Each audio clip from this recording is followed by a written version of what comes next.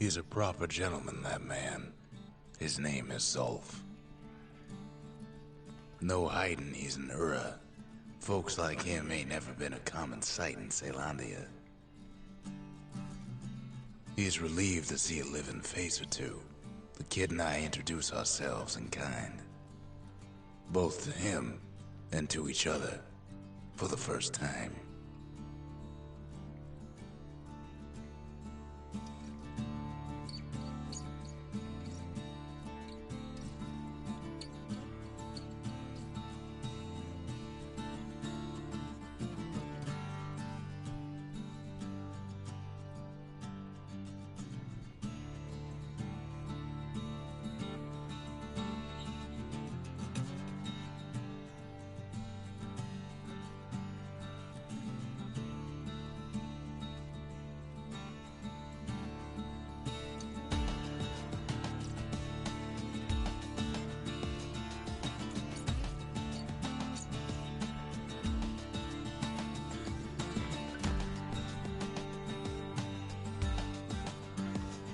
Test 1 2 1 2.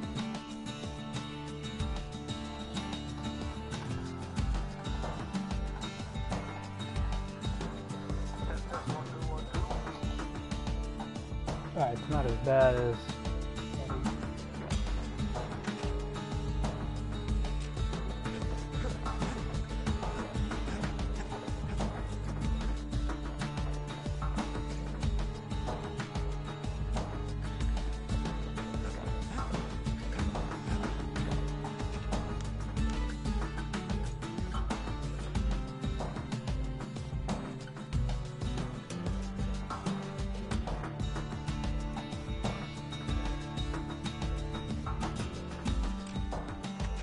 We fought the Ura decades ago, but that was then. Things are different between us now.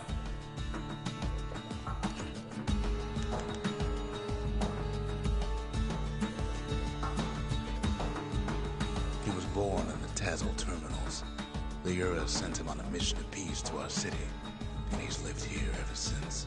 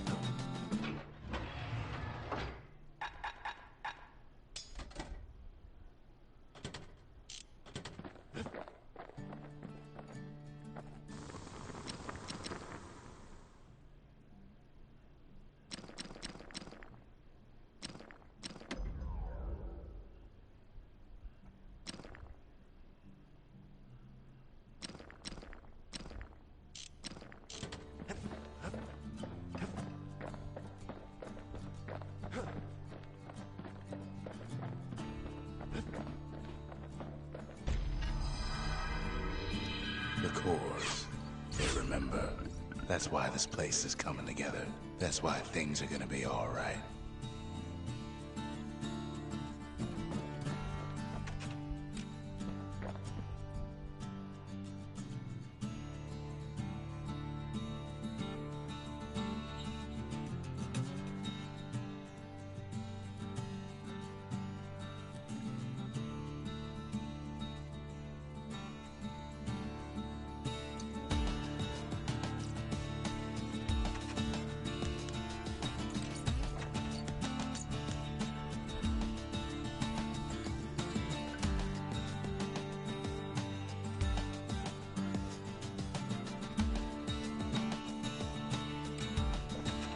Zulf offers to help me plot the skyways for the kid.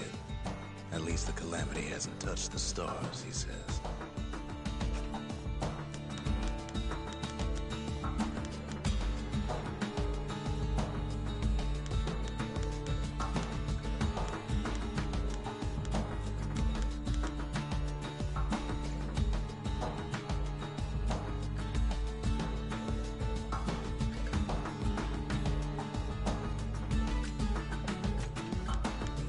For Zulf, Caelondia was like a second home. He's real worried about his first home, too. Far to the east.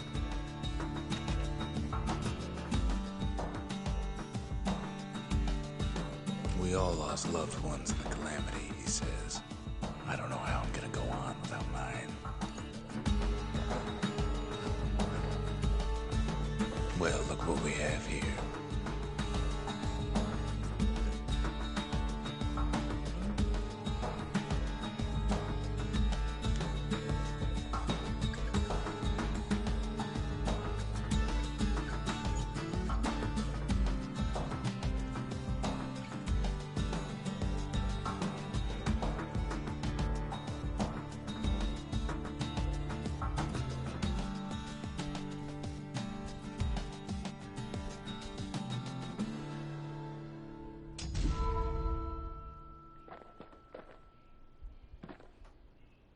The memorial. Here, a kid can pay respect to the old world and earn it in kind. The valediction. Just another one of my sketches. Nothing more.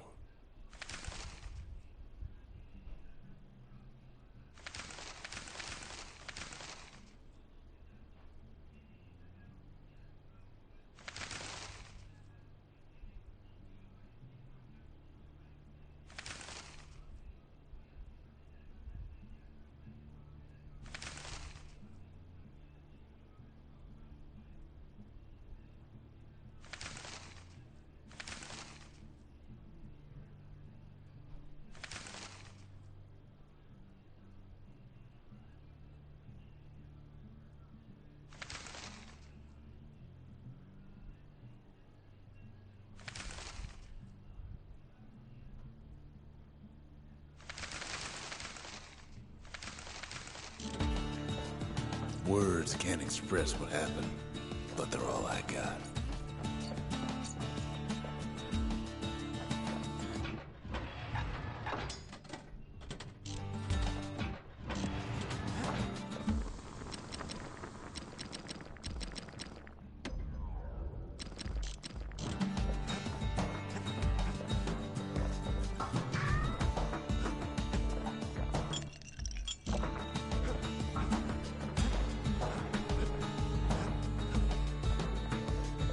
We tracked down a couple more cores near the edge of the city.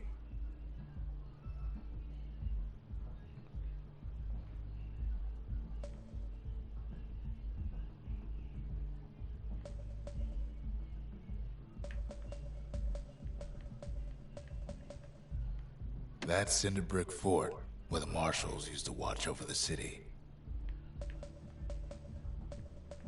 There's Pith Orchard, built in honor of the bull, and folks like Zolf who pray to him.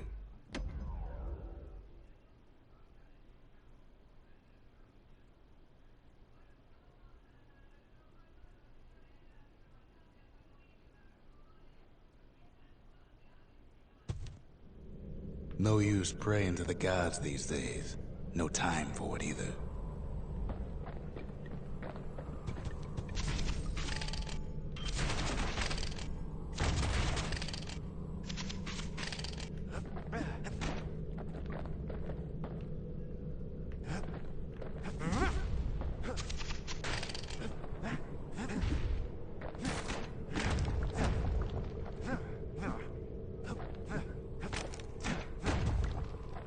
Pith Orchard. Place is a dead end in more ways than one.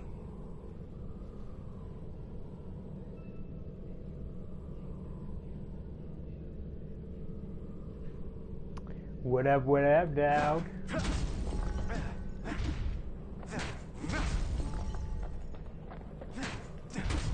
I need to buy a headset, like a legitimate headset for my PlayStation, so whenever I do stream it doesn't sound so bad. Alright, hell, just even play games with Amadeo or whoever. Folks used to make pilgrimage here to pay their respects to Pith, the bull.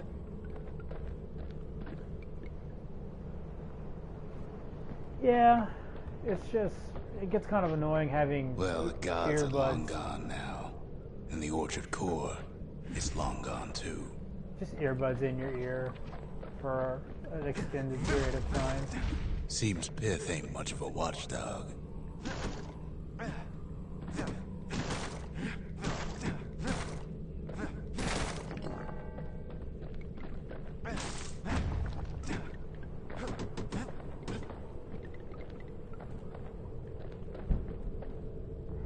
The gods don't care about trinkets, but the kid ain't no god.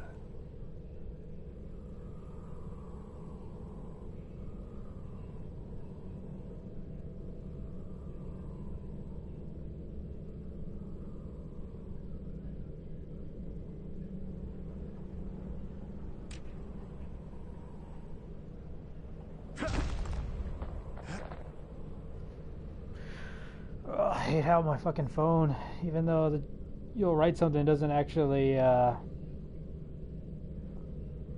fucking stay open. I guess I gotta actually play the stream. Just put it on mute. It does sound like it's gonna suck. Yeah, man, I know. I just don't know any good headsets for PlayStation. I know Brian has one that's like $40 for Xbox. It's pretty nice. And I think it'll work both ways. I just need something decent.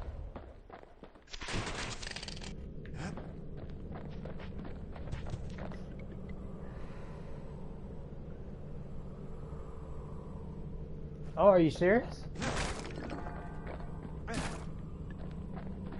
Pith stood for something once. Something real.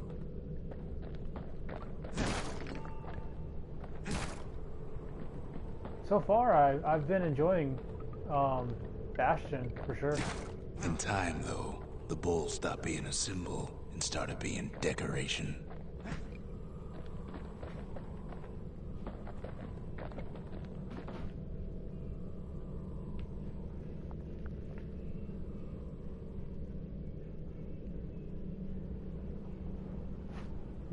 Okay, I'll be sure to check that out.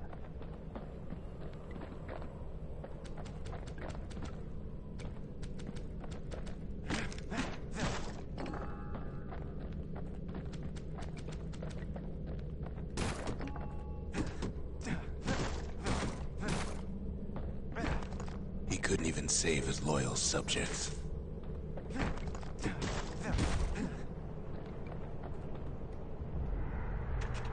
Upgrade item. I remember tweeting about this and actually talking to my friend Chase about this.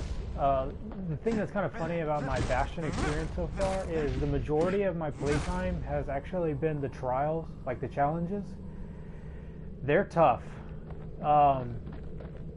It's been mostly that versus the actual levels, because you kind of can fly through the levels if you want. I really try to break a bunch of shit, as has been made apparent. The gods ain't gonna catch you if you fall. Just to get extra currency and stuff like that. But yeah, some of the challenges are really tough. And I like it because the first couple of tries, actually I should say the first half of the trial is figuring out the puzzle. If there is one, some of them are pretty straightforward. And then the second half is your execution and how well you can actually implement the game plan of how you figure out how to beat it, and then you just makes have a to decent scarecrow at least. actually have to do it. Oh, shit. I just got a new power up. Then Pith lights up like a rodeo.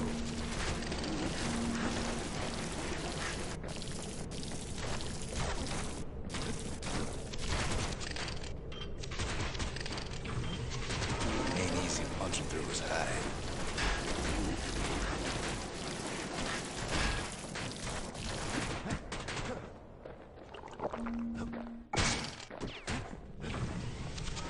Kid breaks him to bits. Must have been guarding that shrine.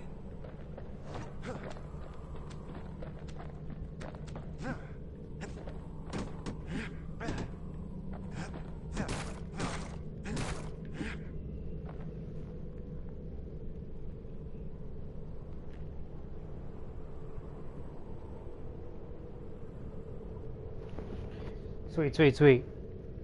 Yeah, I mean, I like this game, and I bought it for like $5 on last year's PlayStation Summer Sale, I think, something like that, or it might have been earlier in the year.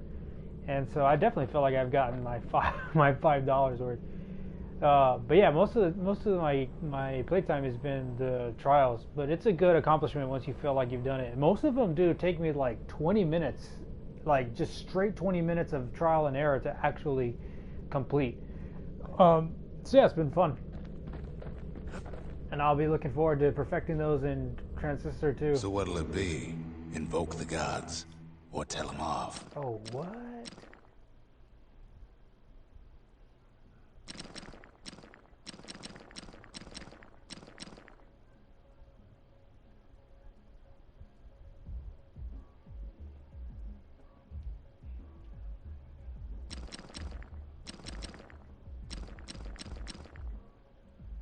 Kid don't need favors from the likes of Pith.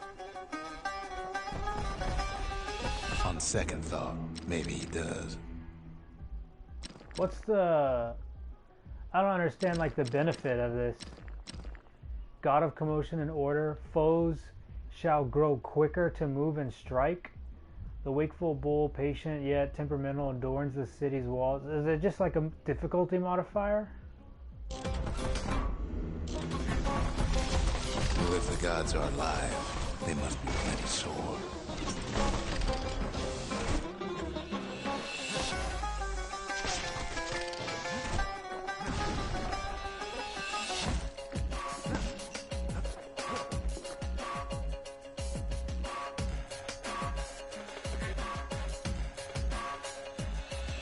Oh, okay, there you go. Yeah, I thought, I was like, I don't really necessarily want to, oh shit. Make it harder, at least where I'm right now. Popping windbags is hard enough. No need to get the gods involved.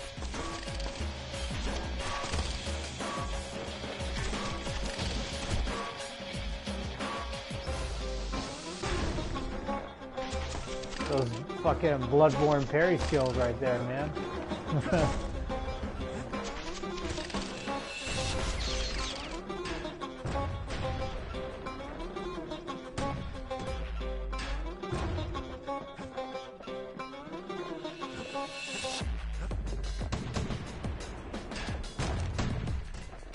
Oh.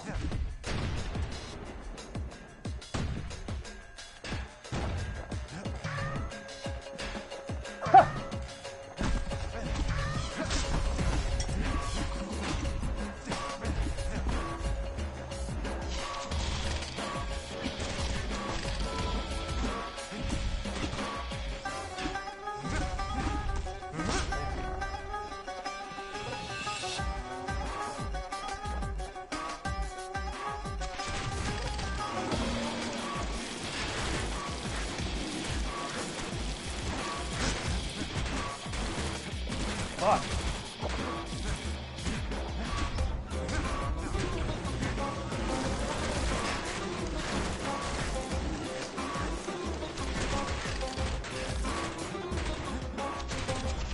Things might have gone worse if Kid tampered with that shrine.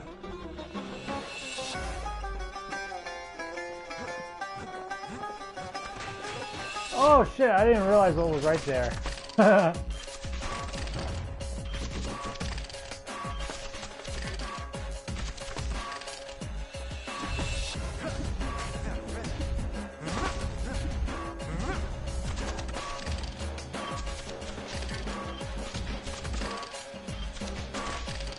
Come on, baby.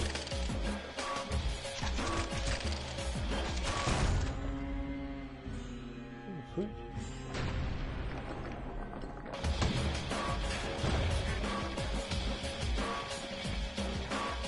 Kid ain't found a core, but at least he found Zolf's precious shrine. I feel like that would open if I took that god thing.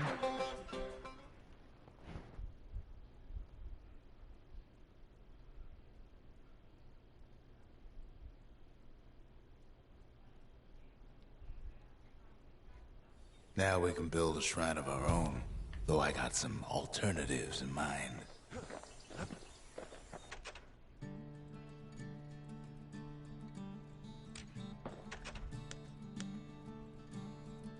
Oh, sweet. That's what I got. I got that fucking challenge. That's nice.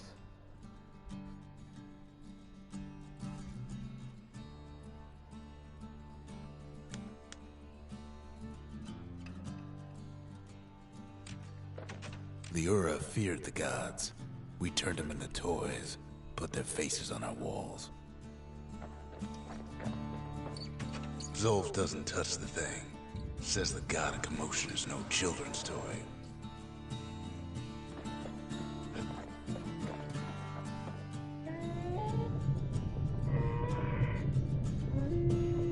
Turn him round and round all you like. Pit's still gonna be ugly.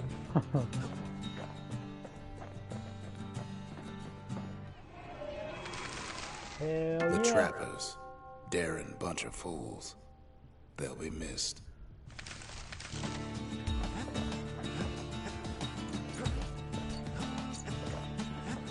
So it looks like we're trying to get a core so we can build a shrine. Oh, I leveled up. Yeah.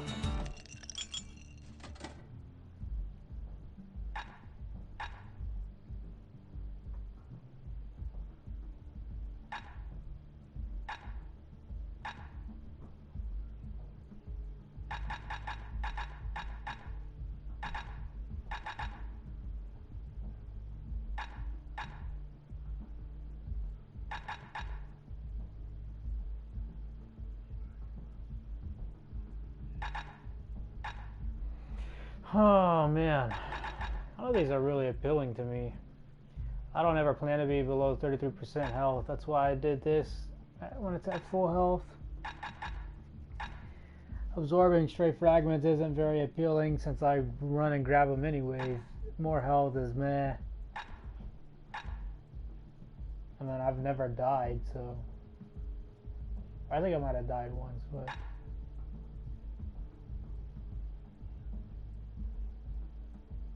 I'll just put this on anyways. Where whiskey has no scent, but tastes like a peppered boot heel, it's not for everyone.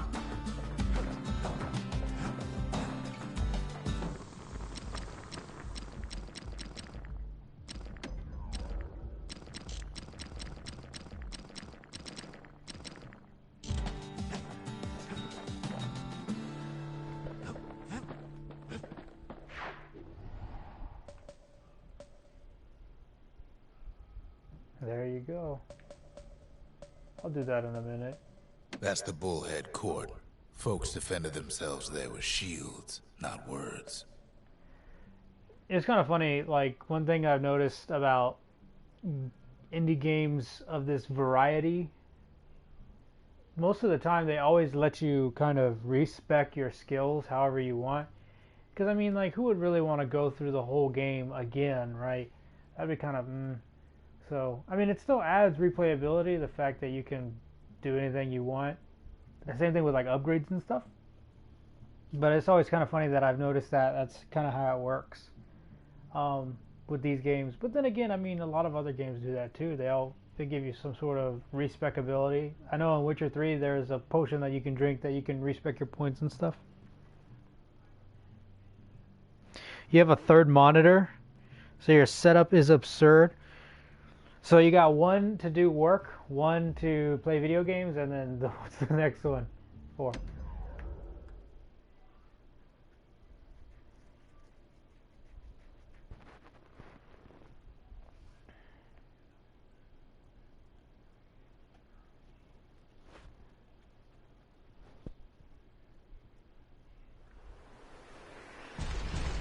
There's only one way to Cinder Brick Fort.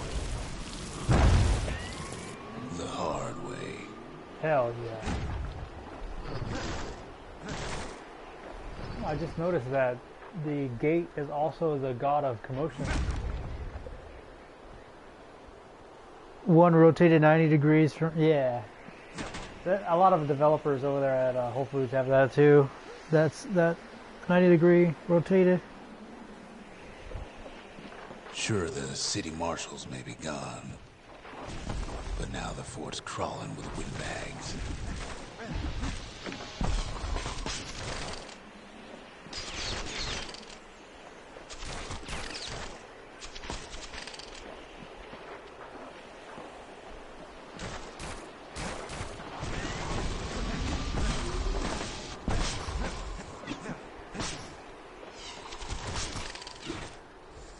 Wham!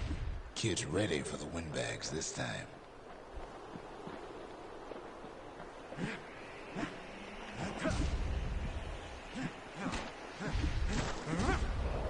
Fuck! That is a complaint that I have that is kind of annoying. It's hard to tell when, based on how everything's kind of oriented, it's really hard sometimes to tell whether you can, see what I'm saying? Whether you can walk on something or not. Like you would think, okay, that you just go right there, or you could fall from these stairs on that thing. And I thought these two pieces of, excuse me, this wood was connected to, you know, that you could just fall down and, you know, go up or whatever, but that is something that's kind of annoying. The calamity was mercy for normal folks. Wow, that hurt.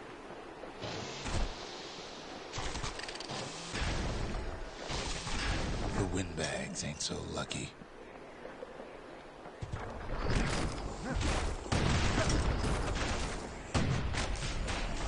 Ooh, look at that.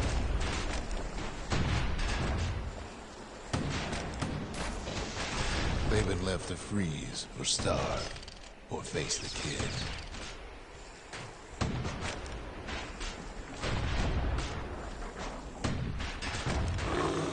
Whoa! Whoa! That hurt a shit ton. Holy shit.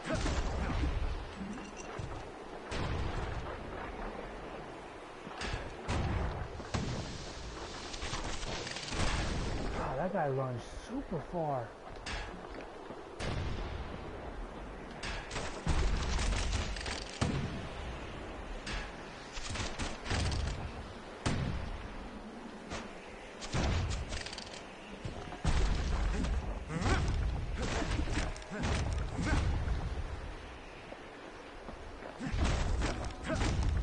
Alright, let me read. Dude, I don't fucking know. That dropped me down to like 10% health. That scared the shit out of me.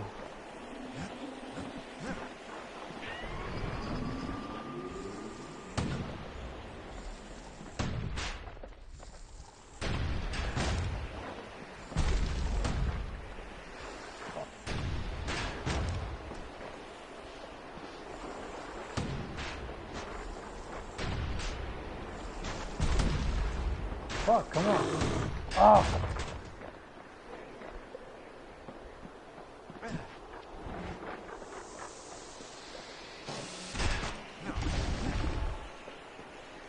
That's very funny. Just a little bit.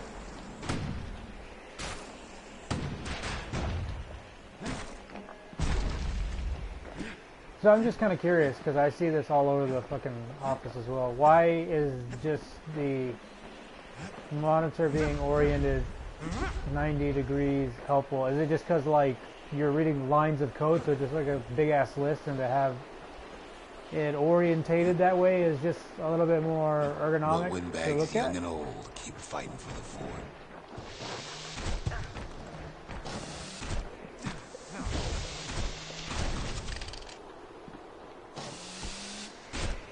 Super slow.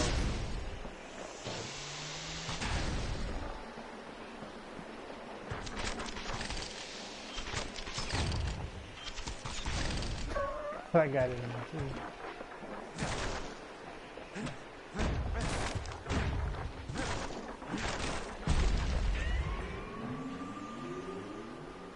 At least the marshals left the kid a parting gift.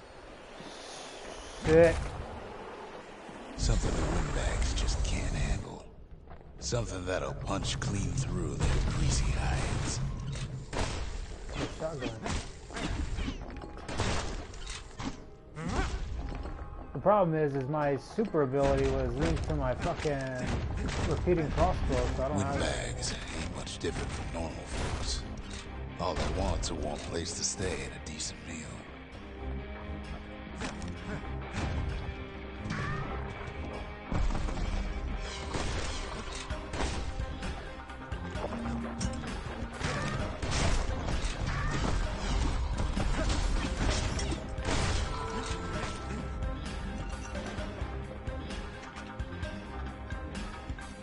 Sweet, I just got this too, and I didn't even think about that.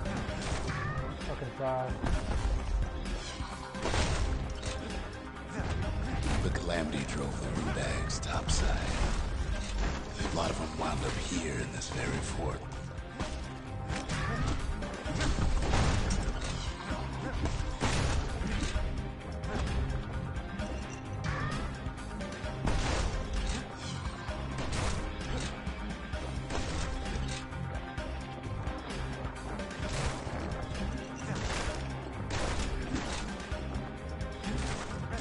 I'm gonna read in a second once I get cool. Yeah, exactly. Sideways is wasteful unless you have really, really wide lines of code, in which case you're probably writing bad code. Yeah, it just kind of clicked when I thought about it. Oh man, it sucks that I hate how you have to work for 2 weeks and then you work for another week and then you get paid. So it's like, oh, dude, it's the worst.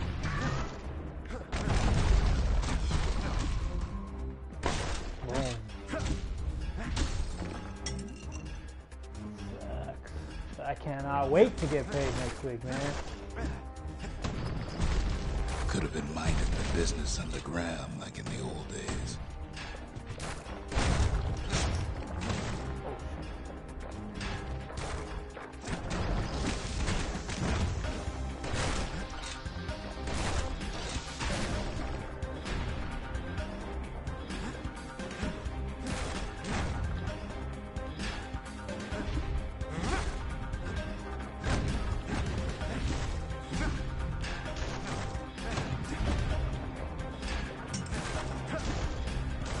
Windbags can't use the marshal supplies, but the kid sure can. Yeah, I don't want to change anything because I like this musket. And the hammer I'm mostly used to. I just need a new super ability.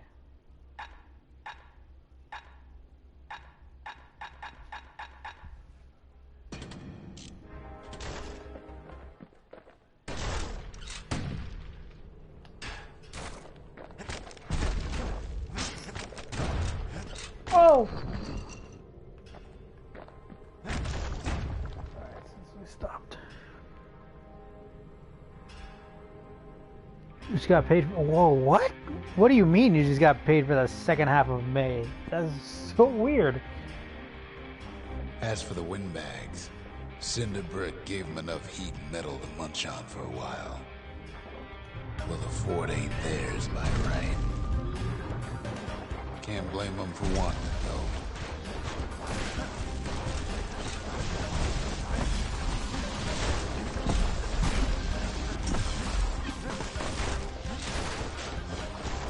Kind of hard to parry that. You can do that too, dude.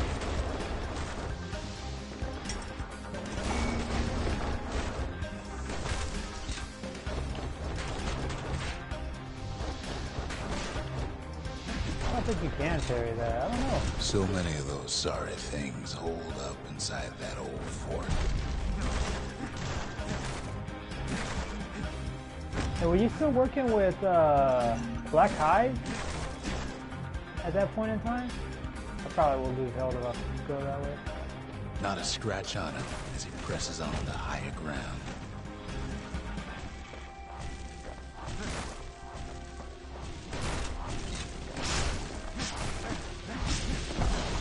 Oh shit.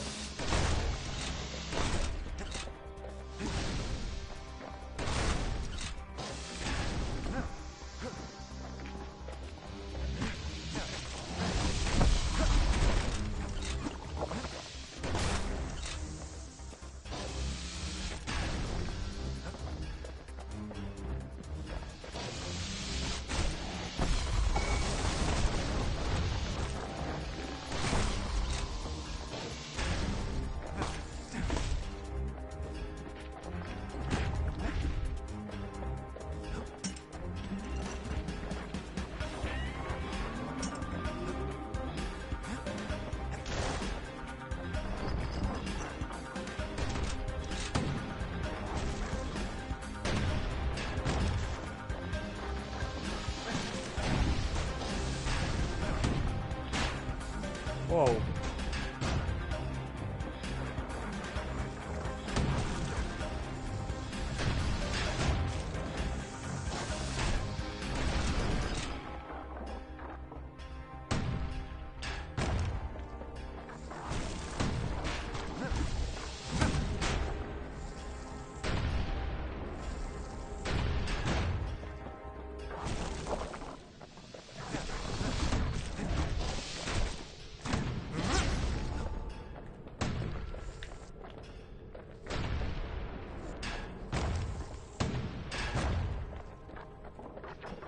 I'll read in a second once I get to a...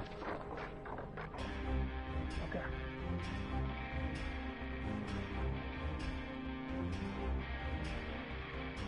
Ha! Fucking shit. That's weird, dude. So you gotta plug it into the one into the computer and one in the wall or something? Oh shit, shit, shit.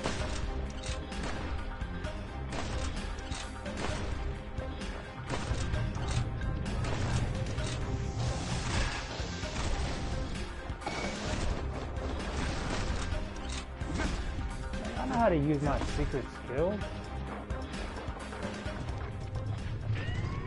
Security's plane gone haywire. Windbags gummed up the works. Oh no. Fire's the worst. You can technically parry it, but I don't really think it does anything.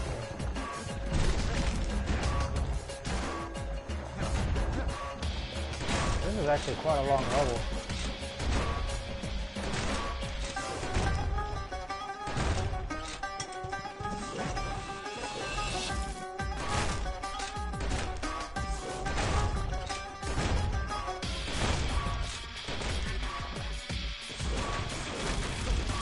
It ain't afraid of getting burned.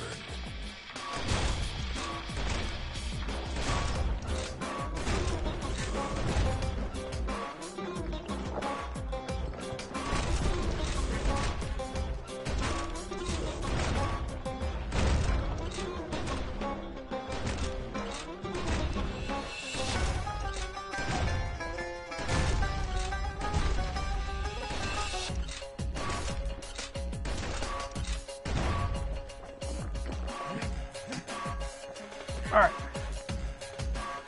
Both into the... What the fuck? that doesn't even make sense, man.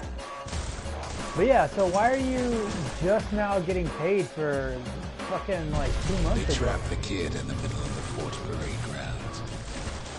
Oh shit. It's gotta get crazy up in here.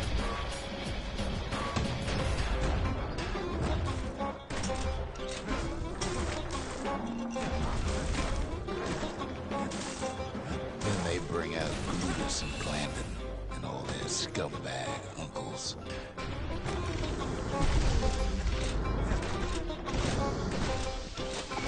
They got something to gain, and only their sorry hides to lose.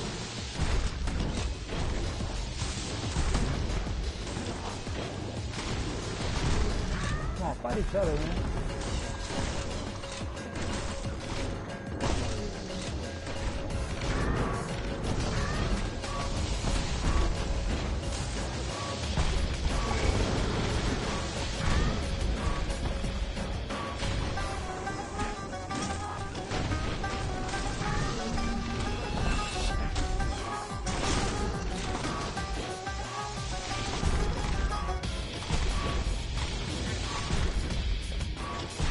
I want the dang parry. Kid takes down Glutus. Maybe it was Glandon. The other big fella soon joins his brother, wherever they are now. The Windbags finally get the message.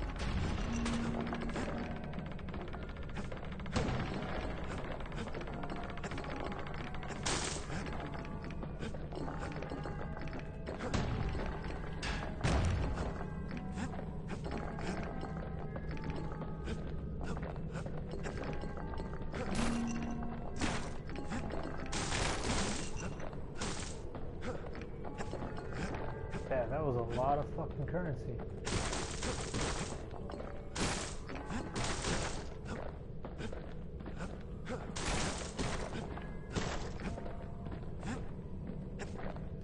I couldn't see that fucking little thing. Ooh.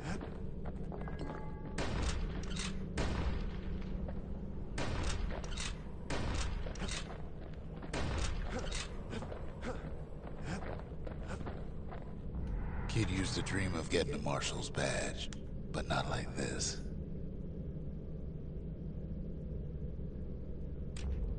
The Skyway's a welcome sight after all that. And now ain't nothing left for nobody down at Cinderbrick Fort. I really like this narrator. I like, he reminds me, I took the fucking earphone that had the mic out of my ear. He reminds me a lot of Geralt. This kind of like... Kid shows up just as Ulf's telling me about his own journey to the city. This rough, gruff, yet smooth delivery. A rough and gruff voice, but a very smooth delivery that you wouldn't mind, as he's doing, listening to someone tell a story.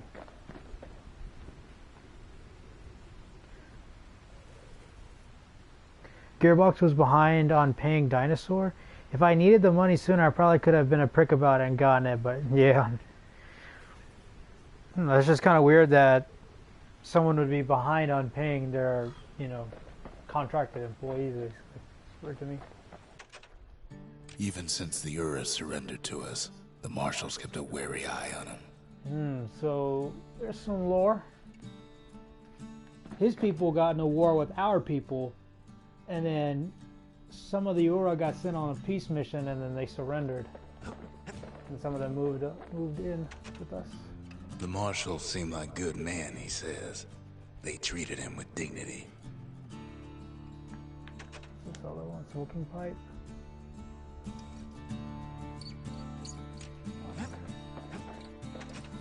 Zolf brought his antique smoking pipe all the way from the terminals.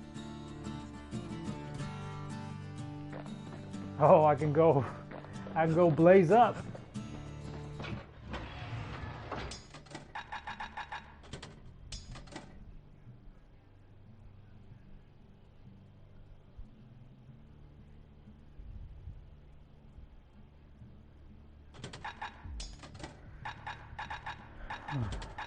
Kid's ready to get real personal with hammer and musket in hand.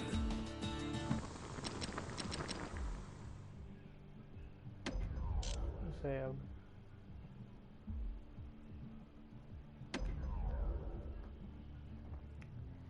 50% range, minus 50% spread, 35% spread, minus 15% range. It doesn't even matter because you can just switch between the two, which is pretty cool.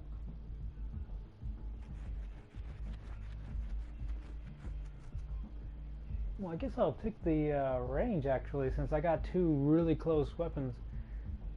Help whittle down some numbers. You want to tune a scrap musket, you start with the barrel. It would be cool though. This would just take more, I guess, work on the artists and some engineering, I suppose. If, depending on the upgrade you chose, like the picture of your weapon would change as well. So whatever you modify as a part of the weapon, and you would see that visual change. Maybe not while you're playing, since that would be kind of difficult, I think. And I think that would be pretty negligible. Most players wouldn't notice that. But just the picture itself, I think that would have been pretty cool. Kid ain't finished here yet. Yeah, no shit. Seems the only thing the Calamity saved for Zolf was the smoking pipe. Blaze up! Poor kid collapses after just one drag.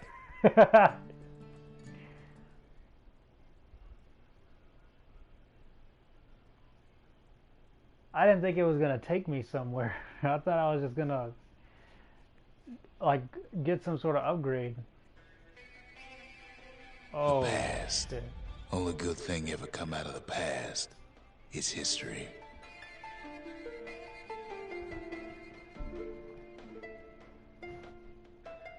Oh, fuck. Okay, so this is a level.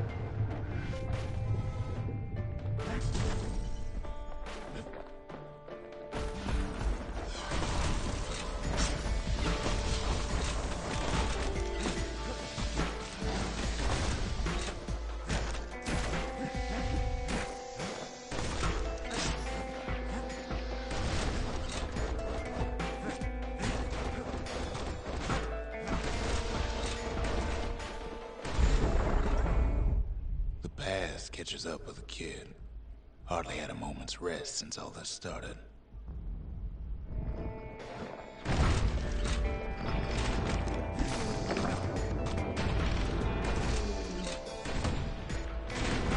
Whoa!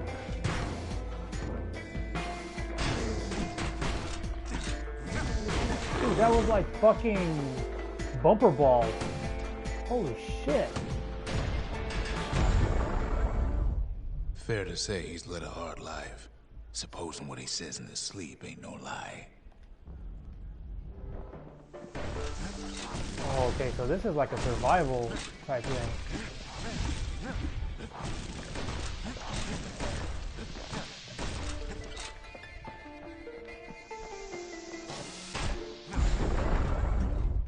He never knew his old man, but he had his mama to take care of. Frail thing with pure white hair like his.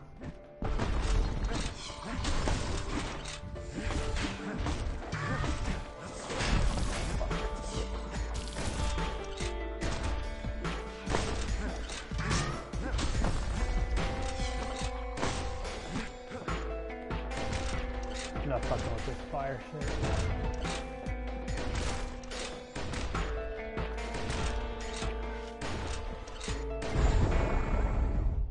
Having his mama's hair did the kid no favors while he was growing up, but he learned to hold his own out there.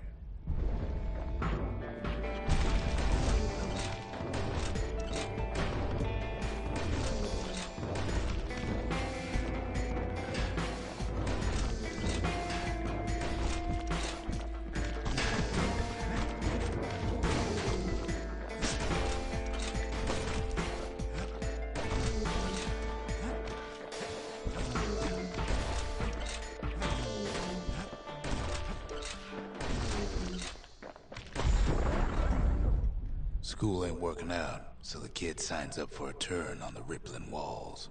Make his mama some money.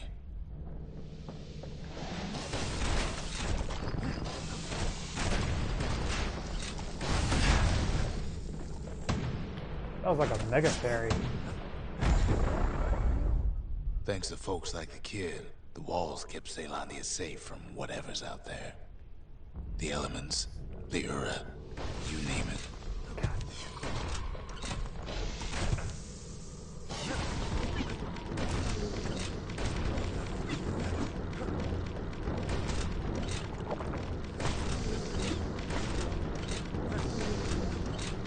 Those little fuckers are annoying.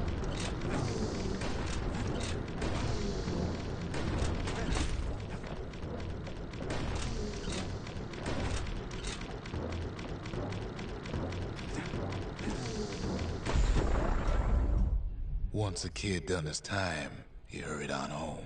Turns out his mama's time was done too. Whoa, that is a big fucking guy. Yeah, that's a big motherfucker too.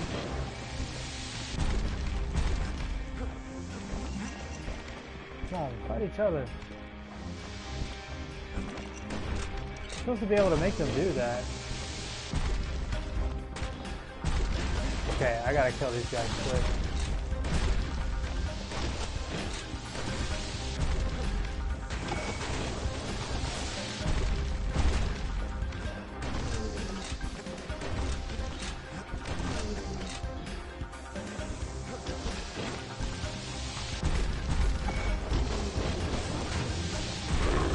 Whoa, whoa, whoa, whoa, whoa, whoa, whoa.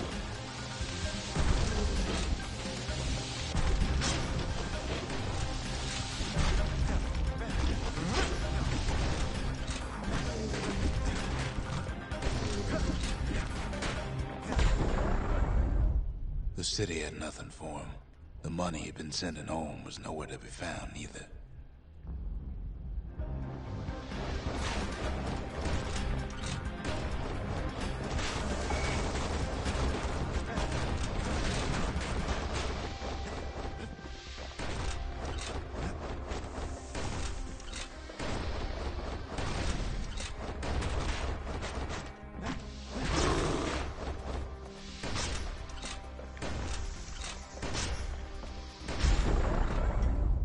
So what'd the kid do?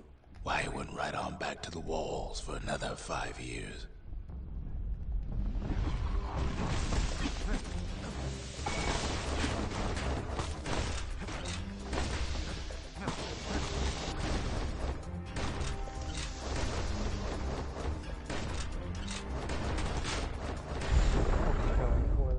In the history of Caelondia, nobody's ever volunteered for a second shift on the walls.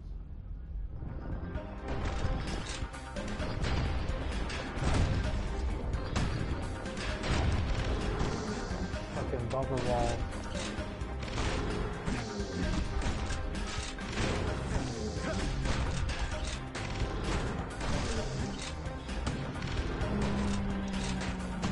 Did he just kill himself?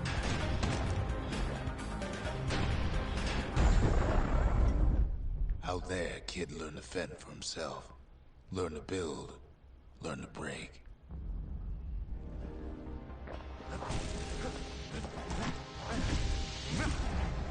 Damn, I hit that 3 times and he's still... Oh man, this is gonna be a tough one.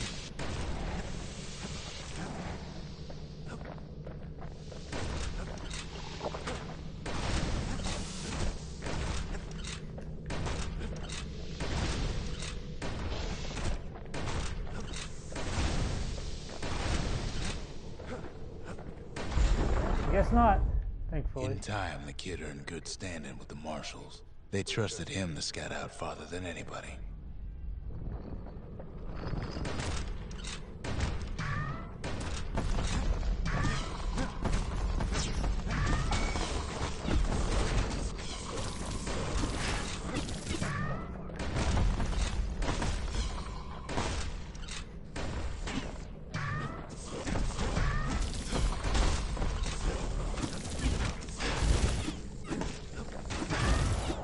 Oh!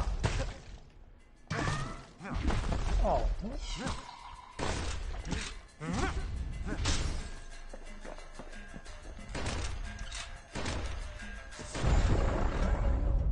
One night, on one of his expeditions, the ground beneath him shuddered, cracked, and split apart.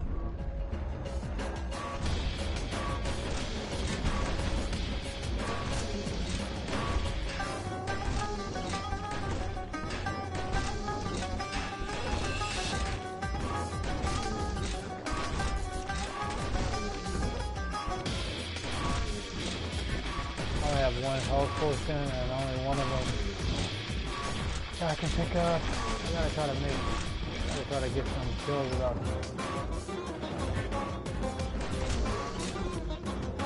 No, I didn't want to pick that up. I was specifically avoiding that.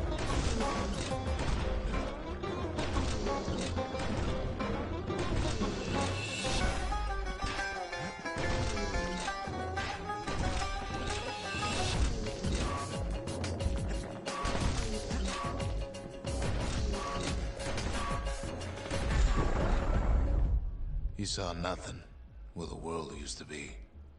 The calamity happened just like that.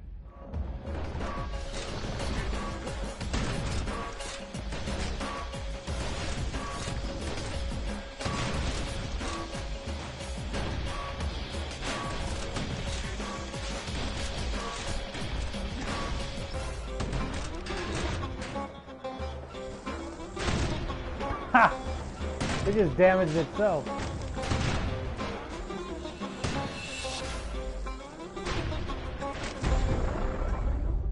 All the kid had to work with was his hammer and the clothes on his back.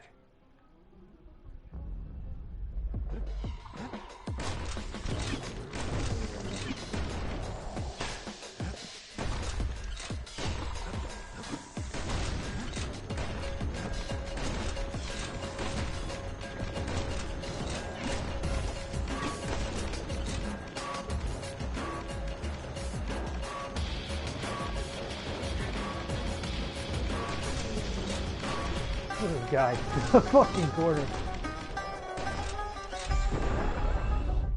Through twisted streets, he ran with nothing but the city crest and an old stranger's voice to guide him. Ooh, that's a good dude.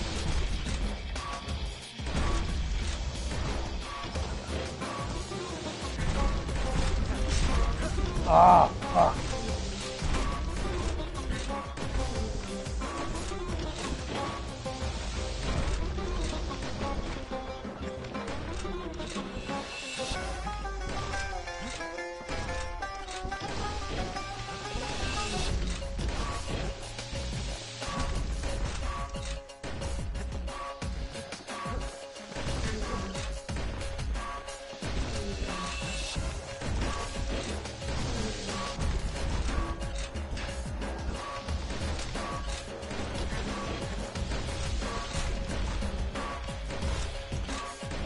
Okay.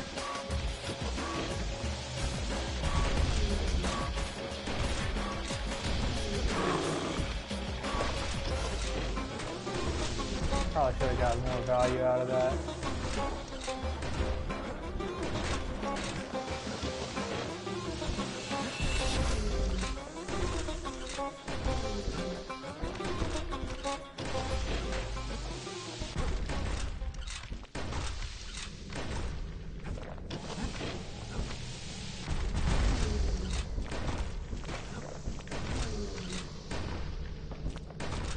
Fuck! God damn it! I can't. Oh shit! That fucked everything up.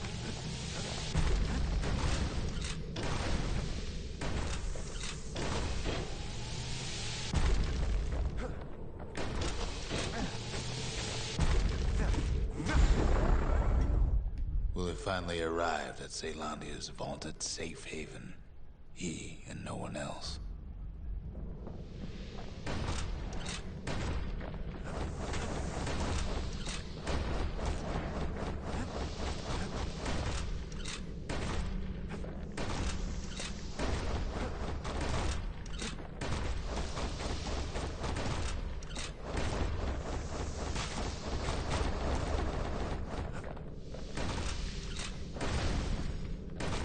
Running out of real estate.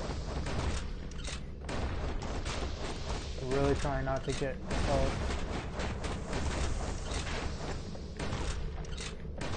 Since health is super limited right now.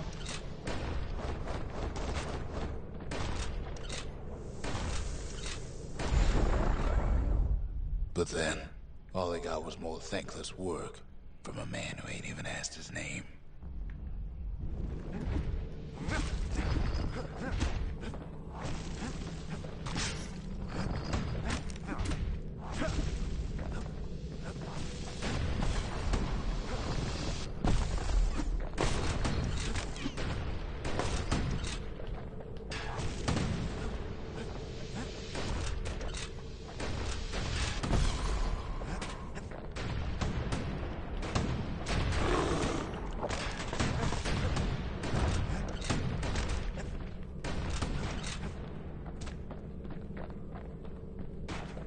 Damn.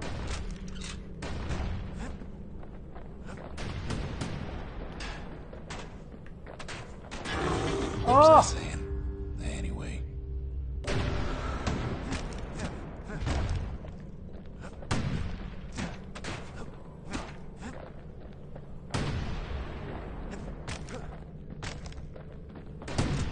Oh, that doesn't do nearly as much damage as I thought it would do that.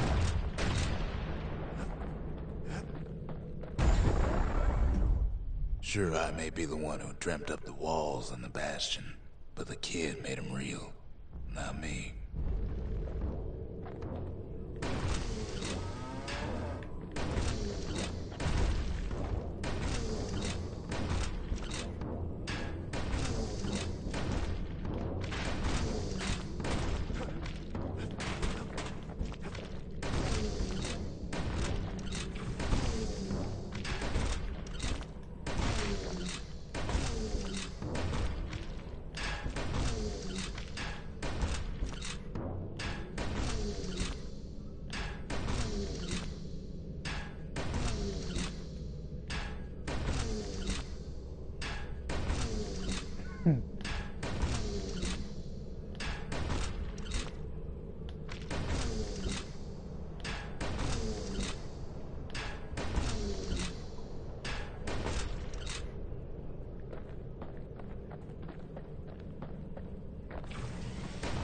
Oh.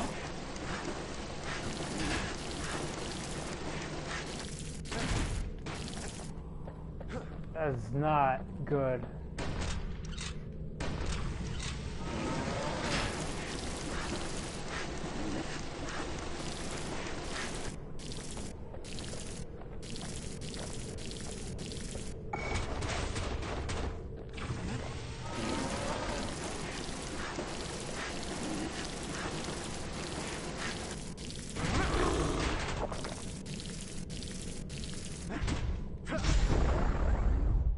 I'd like to say I'll never forget him, or what he's doing, what he's done. I surely would. Oh, that was it? I thought I had one more to go.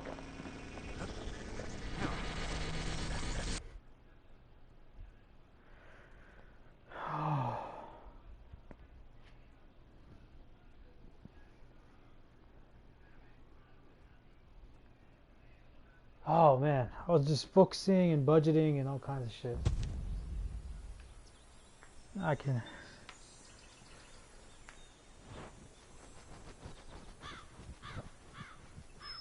Okay, now I can read. These guys know their world building, that's for sure. Yeah, I really like it. Oh, of course we're on for Saturday, man.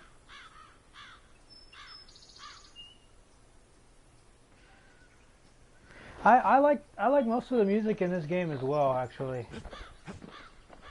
A lot of it only really happens, there's like a specific track that plays like every time you kind of complete a level and you need to like go to the exit or whatever. It's kind of like some race against time shit, but it's pretty good.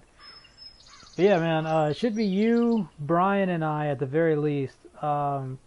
Ryan probably won't text me until fucking tomorrow night like he always does, because he doesn't answer text messages anymore. But if he does, then no problem. Another one of my friends, Adiel, I don't think you've met him yet. He's down to play, and he played Blood Rage with us last weekend. He'll probably be down. I sent him a text message. I haven't heard from him yet. And then, yeah, at least one of those two guys should be down to hang out. And if not, then fucking Benji will hang out with us, and he just wants to play new games. What time-ish? I'm not technically, or not technically, excuse me. I'm not exactly sure, because I need to know what time Brian gets off of work, because he's coming down on Saturday after he works. But I think he'll be done at like 1 or something, and probably get here around like 2 or 2:30. But that's just a guess. I'll be sure to talk to him tonight and tomorrow just to reinforce. Darren Korb. I'll be sure to check him out. Yeah, I'm looking forward to fucking playing that game after so much hype. Kid says hello, but Zolf's lost in thought. I can barely believe he's come this far. This is probably like my dad, just since we both have white hair, and he's like, you know, he kind of tells the player that the kid's never met his dad. Dad was never around. His Ruckus is probably his dad, and he was busy building this Bastion for the Calamity or some shit like that. Zolf's travels ain't much compared to what the kids had to go through for all this.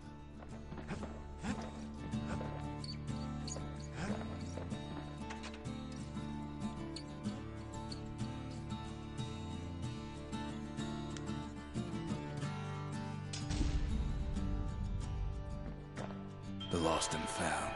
Here, kid takes fragments of the old world and makes them whole again. Oh, cool.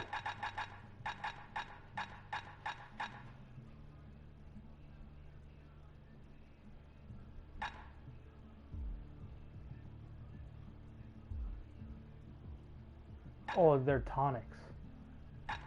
Or spirits, I mean.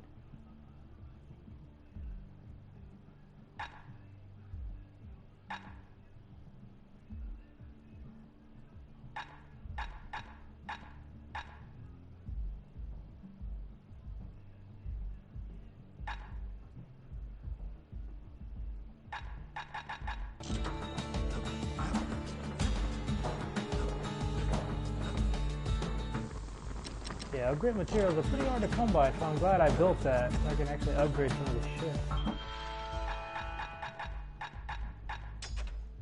it takes is some fragments, and the Bastion makes it good as new.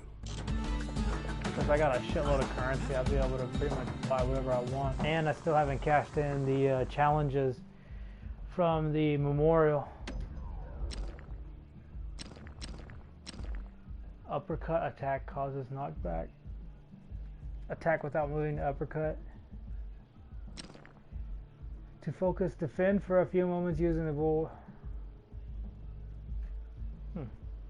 Ain't never letting go of his old friend with a sturdy grip like that. I do like the bow and arrow in this game though. It is pretty fun. Not gonna lie. Yeah, let's go ahead and buy all this shit that we want.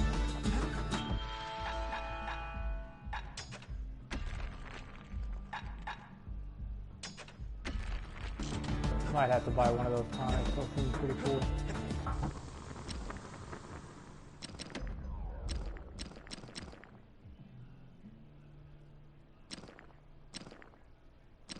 The marshals learn to pack those shells full of fire.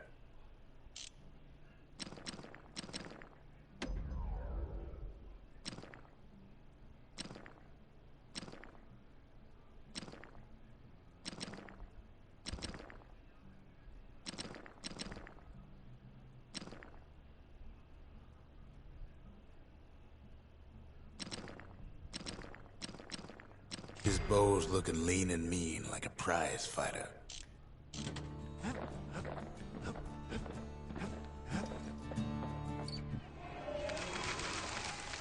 The marshals kept the city's peace. They can rest easy now.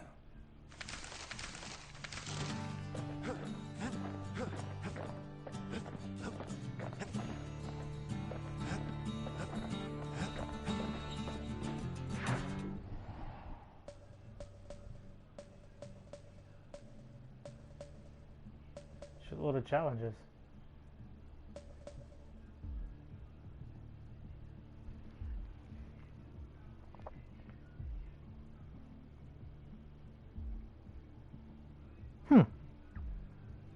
Yeah, I've been kind of paying attention to kind of what's going on. It is very loosely explained. All you know is there was once like a beautiful city, and then something happened, and that's it. And then we found out about the war between Caelandia and Ura, and that's pretty much it. But I think I'll probably try one of these trials and then switch. Or if you want to stream, definitely do it, and I'll stay tuned. It's just like, dude, it's kind of weird. Just most of the time these past few weeks, at least this week for sure, and last week's to some extent as well. Actually, quite a lot last week. I haven't really been playing a lot of video games, dude. Like, at least console video games. My phone, it's super easy. And plus, there's Star Realms on there, and that's super fast. And especially when you play against the AI, they don't make the smartest choices. And then Ticket to Ride, I also bought that. Well, I didn't buy Star Realms, just for clarification, just because there's no need. But Ticket to Ride I did buy because Amadeo has it. And we're going to play on the mobile and stuff while he's up there since he didn't take his PlayStation. But yeah, dude, most of the time I get home and I just feel fucking drained. And it mostly stems from my dissatisfaction from working. At Hellfire, it was never like, man, I can't wait to get off. Here, it's like, man, I can't wait to get off, and I can't wait till it's fucking payday and stuff like that. And I guess that stems from quite a lot of different reasons. One, not being video games. Two, my work environment. The work environment is fine, really, but I don't know. I just don't feel like necessarily a part of the team. I feel like an extension, more of a small add-on. I don't really feel appreciated. Whereas in Hellfire, like, I was the dude, the guy testing everything. So I felt like I was a critical part of the team. And I just come home and I'm like, man, I don't really feel like focusing. I definitely don't want to play any competitive games. And then most of the time I just don't even fire up my PlayStation. And I remember tweeting this out, man, I hadn't played my Xbox in what felt like a fucking month, dude. A month. And I turned it on, had an update still. I played like one game of Overwatch and I was like, man, I just don't even want to fucking touch this shit. Oh, for real? I thought about it, but it's one hell of a deal, really. If you get all the cards in that's ever come out for fucking Star Realms, and you get that for like $4, you know, $4.99, $5, just on a mobile platform, like that is just so damn good. Whereas we went to it was Saturday, I think, no, or Friday night, I can't remember. That's when Amadeo went to his Legend of Zelda concert, and Ryan, what's his name?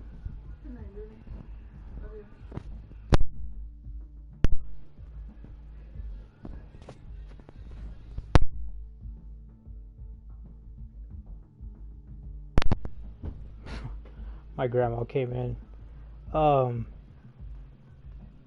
But yeah, the day that we were playing Blood Rage, my friend Ariel came by and we went up to Dragon's Lair because I wanted to buy Bloodborne, and I totally lost my train of thought. I totally forgot what I was talking about. Oh, Star Realms, and I bought an expansion for it.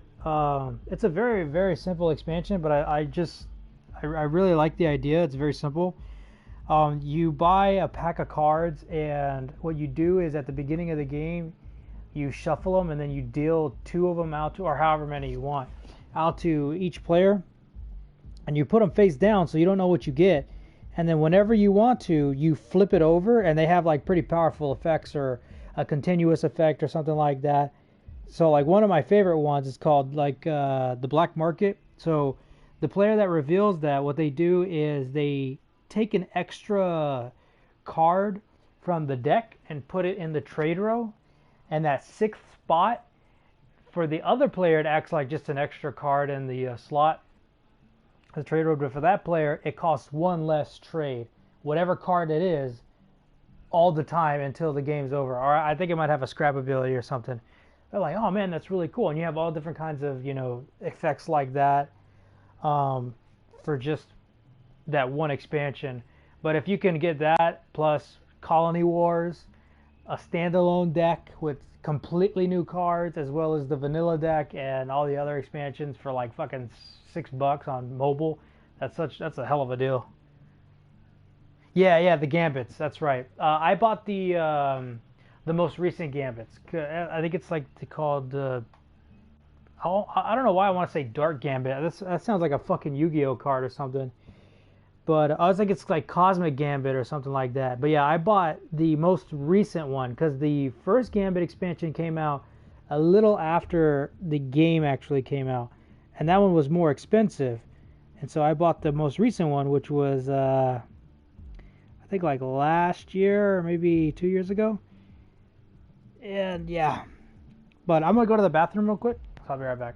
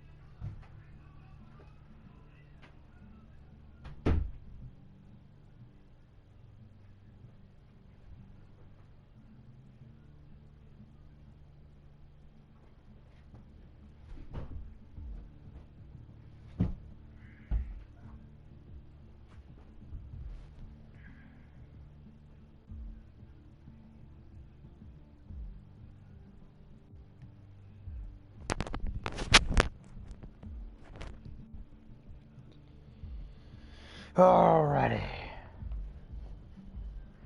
Let us see. I got a flurry of text messages and all kinds of shit. That's Zolwood Grove. A nice quiet place to show a musket a good time. Alright, before I start this, let me see. Okay.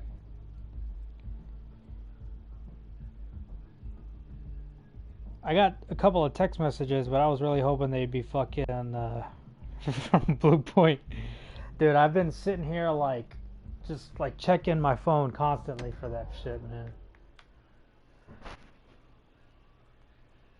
But yeah, and then Amadeo showed me the conversation y'all had about the Kickstarter. Ever felt the Zolwood gourd, like picking up broken glass barehanded. Shit, he told me. Zolwood Grove, marshals learn to make every shot count. He told me that when he first saw the Kickstarter, like that was awesome, and he took a nap, and it was however long that took, it was their goal was already met, like big time. So I'm glad. So that means whatever stretch goals besides the ones that they kind of showed you, they should be able to achieve. And it's dope, dude. There's so many fucking so much new content coming in this fucking expansion, and I'm super excited. The trick was to pop all those nasty gourds without wasting ammo. Most marshals didn't get far on their first few tries.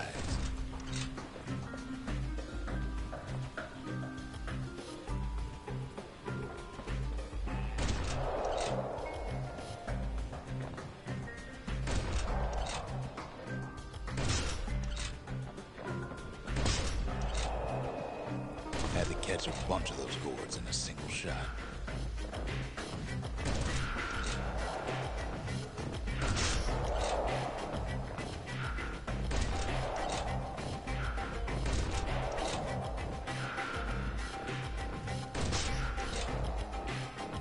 Funny thing about muskets is they work best up close. Yeah, except when they fucking totally miss.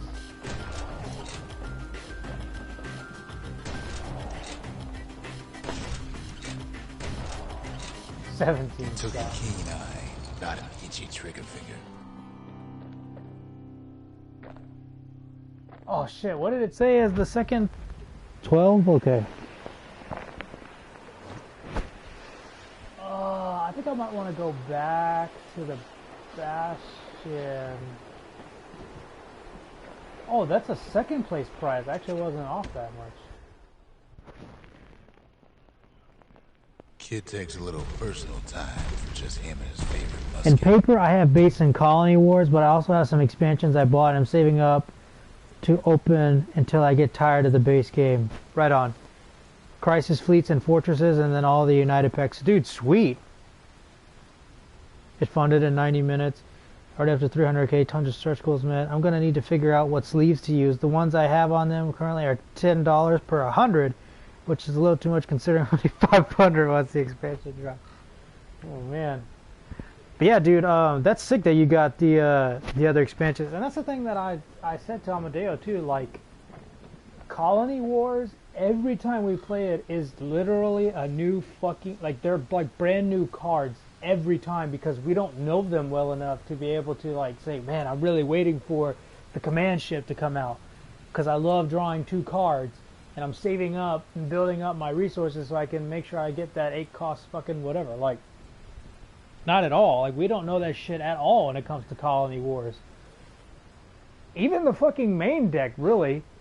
So, every time we play still feels like a really new experience. And then, like I said, I've mentioned this a million times. I just love the inherent RNG of a deck building game, especially one where obviously you shuffle the fucking things. So you're going to get new cards in the trade row. You're going to have different amounts of currency, and then you build a new deck almost every time, and that gets me super excited. And then now that you have the whole United fucking expansion. I mean, the impossibilities really can be endless because most of the time when we play, it's going to be new every time.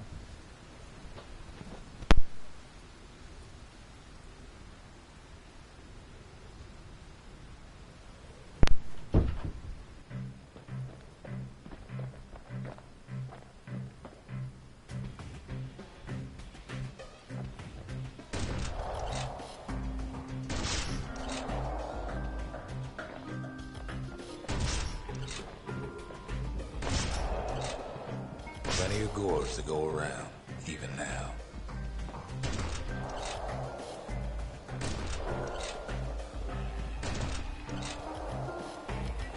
I need more.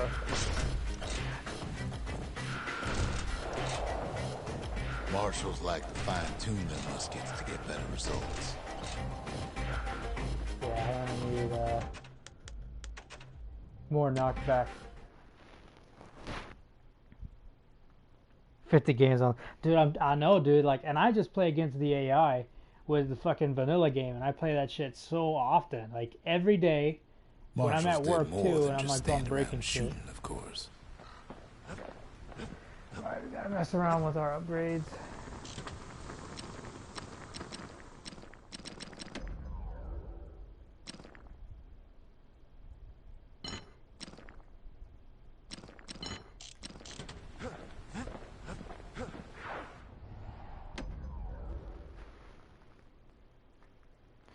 Yeah, I keep forgetting to fucking look into that every time you mention the dice throne. I gotta The orchard grew over check it so out. quick, the marshals made it worth clearing out.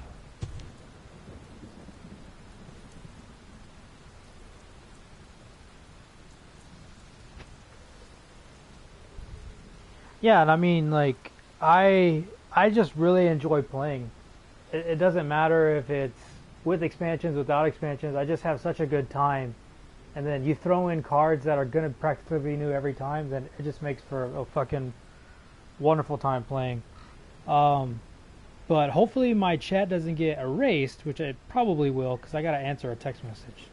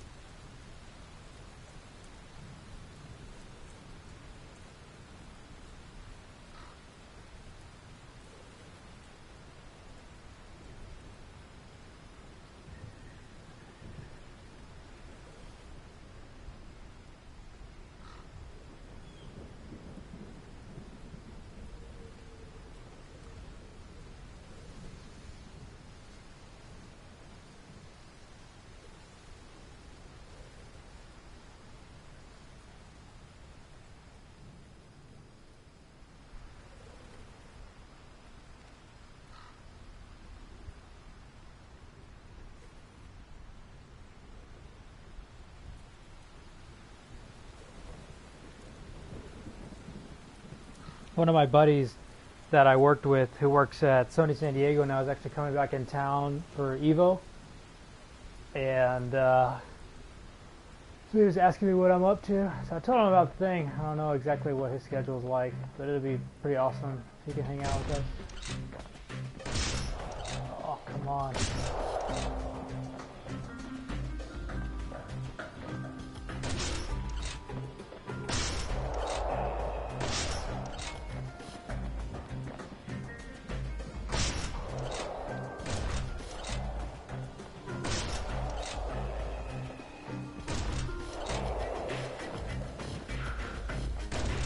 Ah, that one didn't move.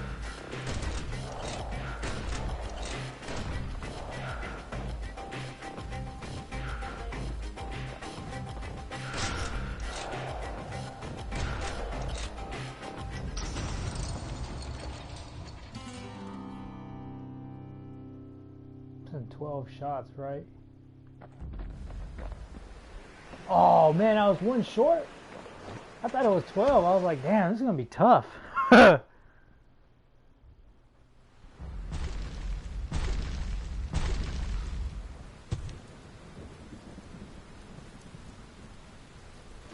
Battle Yahtzee, huh? Alright. That sounds cool.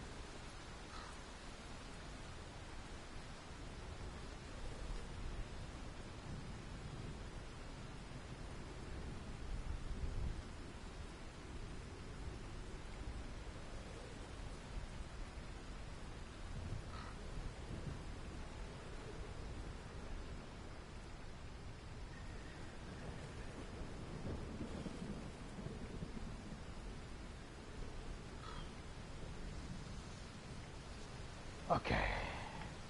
15 shots.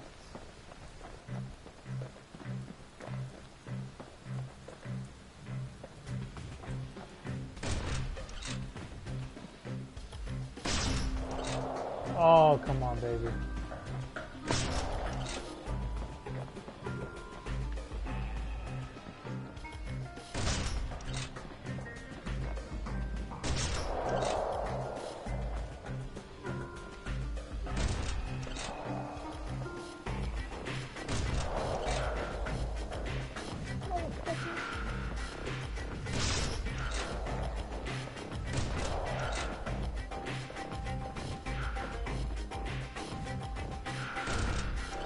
Oh!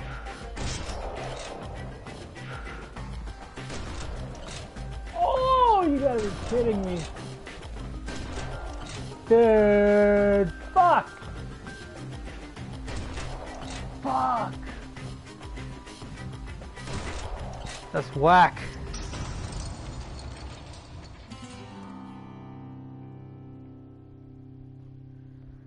Oh man, that sucked. Ah.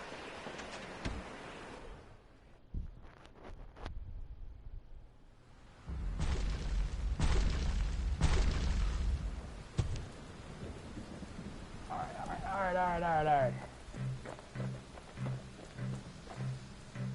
I thought I had it too right there. I was like, dude, I'm feeling it. See, I can't have them to where they fucking almost they hang on the edge like that.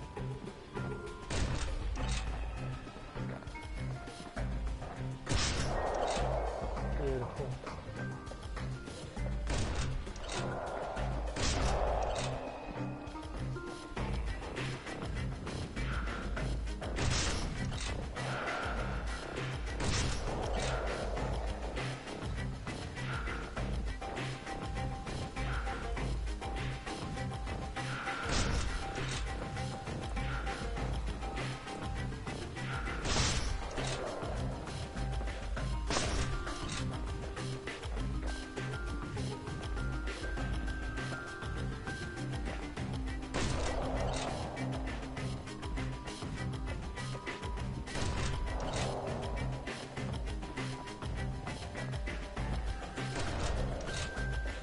Best of the best Wait. cleared the course in just a few shots.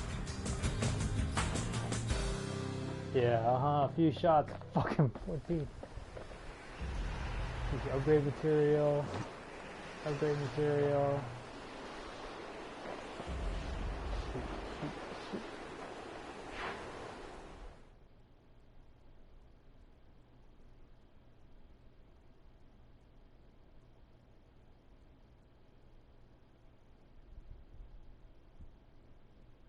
Kid probably could have made himself marshal one day.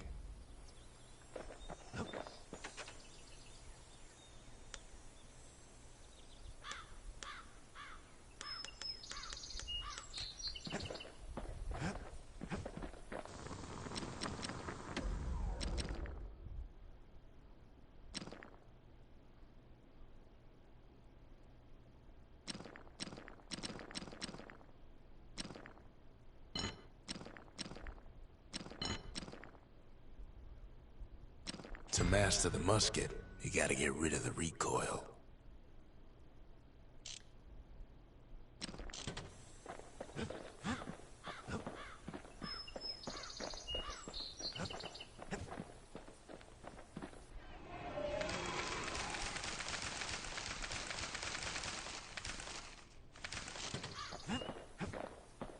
Damn, we're gonna have to get a lot of currency.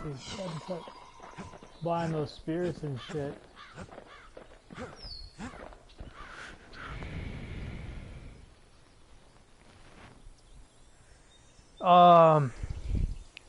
Yeah, so this Bloodborne game, man, I'm really excited to play it. I don't know, I doubt that Amadeo took Blood Rage with him up north, since I don't think he'll have very many people to play with. So I'll ask his brother if I can run by and pick that up, because dude, it is so much fun. And then I also want to play Bloodborne, and I want to play that first just because when I bought it last weekend, I didn't get to play it, so it's kind of been sitting here, and it's got the card sleeves and everything, and it's going to be a lot faster than Blood Rage. It's supposed to be pretty quick. You're only supposed to have like 10 cards in the deck plus the final boss.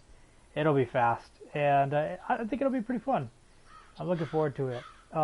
There are two bosses in the game though that we probably don't want to play with, just because they're kind of designed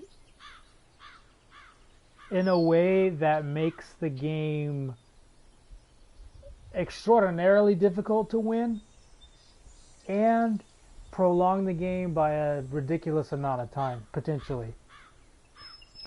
Basically, one of the bosses has the effect of, if you die twice in the game, then you're out. And considering that these are dice rolls, and the dice have, if they land on a number that has a plus, you roll again. If you die twice, you're out of the game completely. And you have cards that intentionally damage other hunters, and you're trying to kill them so they lose their blood echoes. And it's like, that just seems like no. And there's another boss that has it to where if a monster escapes, then you take another monster from the deck, like the unused cards, and put it on top of the deck that you're using to play the game. So you don't move any closer to the final boss. And that fucking sucks, because that can potentially prolong the game like to an absurd amount of time. So I kind of would want to not play with those, but then that sucks because that only leaves us with three final bosses. I know an expansion's actually coming out this year for Bloodborne, so I really do hope they do add more bosses to the mix, because that would be fucking dope, because there's only 5.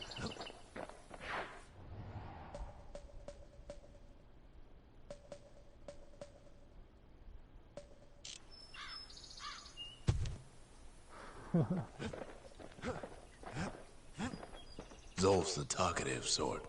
At least he used to be. I worry for him. Just don't care to show it.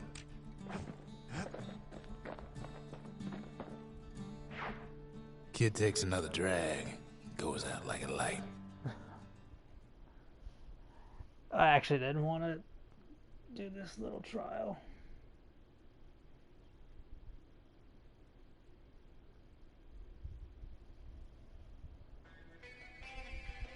There's something you should know about the kid, but let me take it from the top. But I do like this exposition a lot. But I don't really feel like doing that. You're getting water, no big deal. What I was saying was, what I was saying was, in regards to this weekend, I want to play Bloodborne first. Oh shit, it's raining.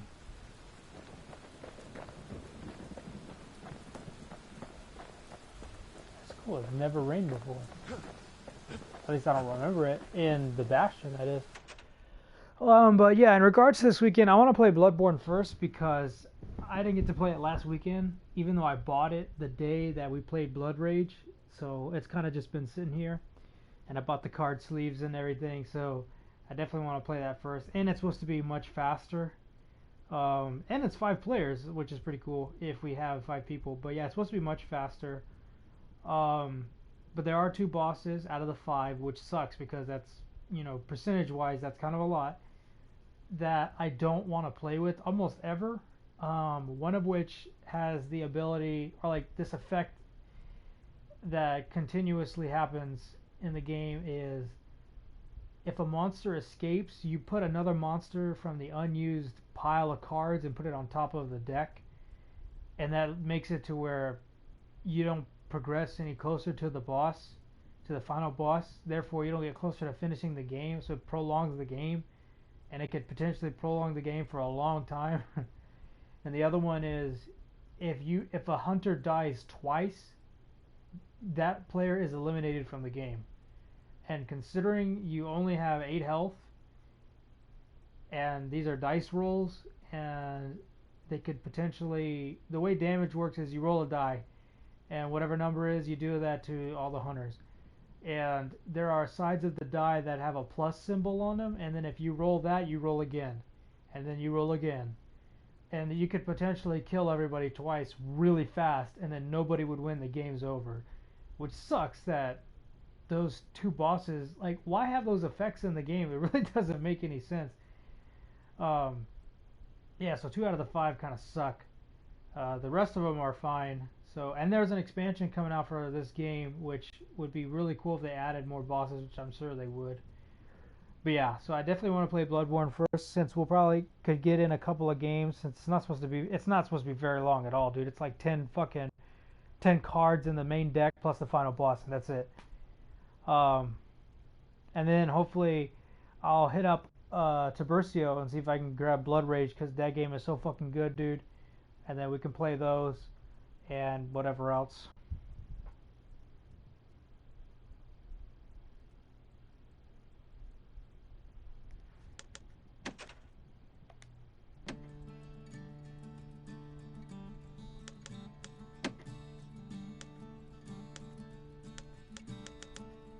Now, who's responsible for this?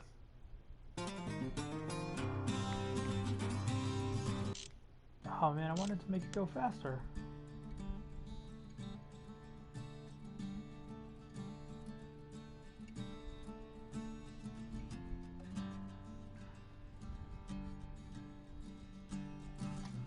I'm gonna go ahead and fire up Transistor.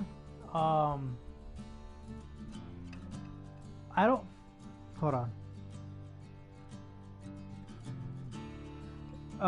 Hard time wrapping your head in regards to the bosses themselves. The shit that I was complaining about.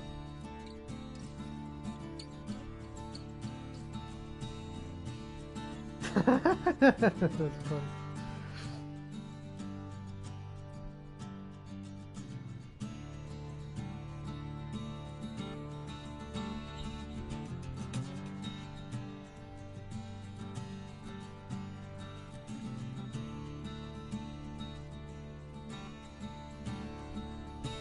So here's kind of my plan for tonight.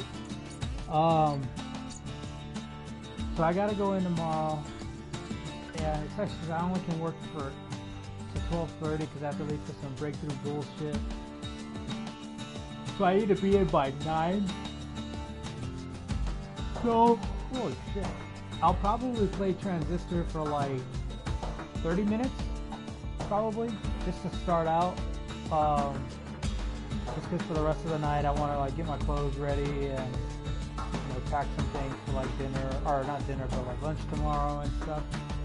And then if you decide to get on and play some shit, awesome, I'll be there. And then I'll probably try to go to sleep around like 12, because it's actually kind of difficult to get to work at 9 o'clock sharp, because I have to use a punch-in thing. That's how I actually record my time.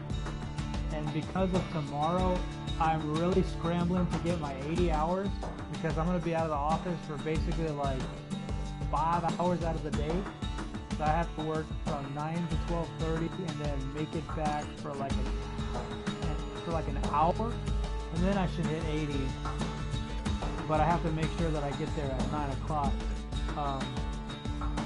But yeah, so that's kind of my game plan.